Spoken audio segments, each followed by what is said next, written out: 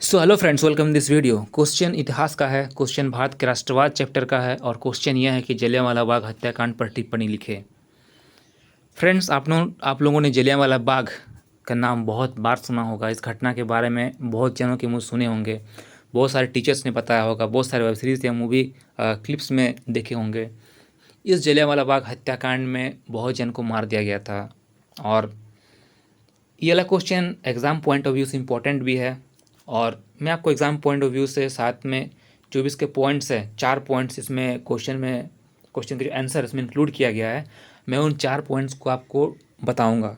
पहला पॉइंट ये है कि रोल्ट एक्ट के विरोध में महात्मा गांधी और सत्यपाल किचलू, 2 जन को याद रखिएगा कि रोल्ट एक्ट के विरोध में जो महात्मा गांधी थे और सत्यपाल किचलू थे, इनको गिरफ्तार किया गया था और अमृतसर में मार्शल लॉ लागू कर दिया गया था। तो 13 अप्रैल का दिन था और बैसाखी पर्व का समय था। उस दिन बैसाखी पर्व था। 13 अप्रैल 1919 को अमृतसर के जलियांवाला बाग में एक मेले का आयोजन किया गया था। उस समय जो अमृतसर के सैनिक प्रशासन थे वो जनरल डायर थे।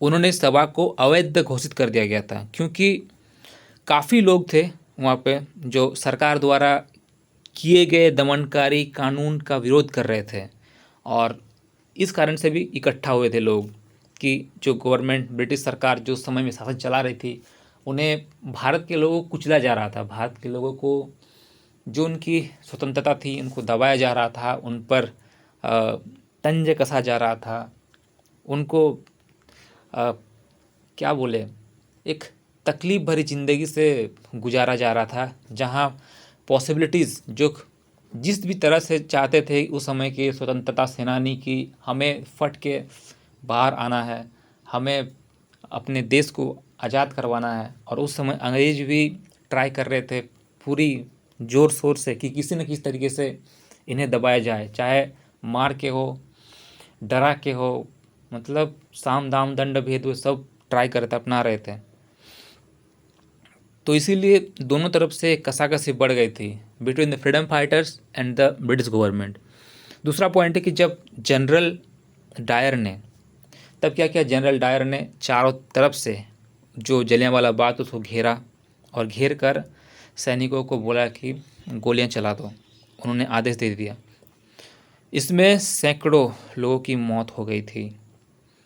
तीसरा पॉइंट है कि इस हत्याकांड के पश्चात जो ब्रिटिश गवर्नमेंट था, ब्रिटिश गवर्नमेंट ने एक हंटर आयोग स्थापित किया और इस आयोग की रिपोर्ट के बाद जनरल डायर को उन्होंने सम्मानित भी किया। अब सोचिए कि कैसा गवर्नमेंट था जिनके एक डिसीजन से सैकड़ों लोगों की जान गई, उनको सम्मानित किया जा रहा है। इससे महात्मा गांधी असहयोगी हो गए और उन्होंने असहयोग आंदोलन चलाने का निश्चय किया था। चौथा पॉइंट ये है कि जलियांवाला बाग हत्याकांड भारत के इतिहास की सबसे दर्दनाक घटना थी। इससे पूरे भारत में रोष की लहर फूट पड़ी। फ्रेंड्स, कुछ वर्ड्स भी बोलना चाहूँ कि जलियांवाला बाग हत्याकांड बेकार नहीं गया था।